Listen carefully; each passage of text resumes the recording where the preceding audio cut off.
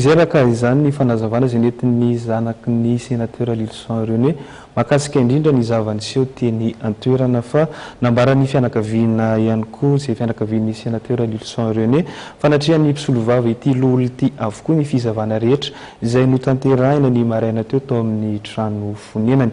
Tsy alalavitra amin'izay vaovao izay isika fa mbola hijanona amin'izay vaovao izay teo anatin'ity zavaniseho teny Andohamandriseza ity dia tsy namoaka vaovao momba izany ny procureur général sy ny procureur ny république na dia niezaka nitikaroka izany teny antoerana ary ny mpanao gazetitsika teto amin'ny fahitalavitra MATV.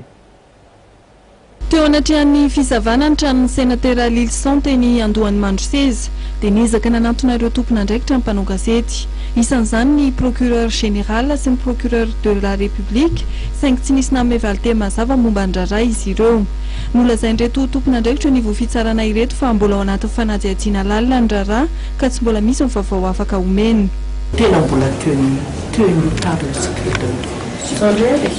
na ny teo anivon'ny mpitandro filaminana ihany koa dia tsy mbola nahazoana vaovao marim-pototra momba ity fizavana ny tranon'ny sénateur Lilson ity. Andrasana arak'izany ny tohiny sy ny valiny fanadihadiana ataon'ny tompon'andraikitra amin'izany. Momba ny fitokonana nataon'ireo mpirakitra raha eo ny voafitsarana dia nanambara ny procureur général Randrenasolo Jacques fa ny telo apahefatry ny fitakiana nataon'izy ireo dia efa voavaly avokoa saingy ny fahefatra farany amin'izany fitakiana izany dia mbola miandry sonia. Efa misy ireo miasa raha nambaran'ny procureur général saingy misy ihany koa ireo mpirakitra raha ny fitsarana ny faritra ny mbola maneho fitokonany.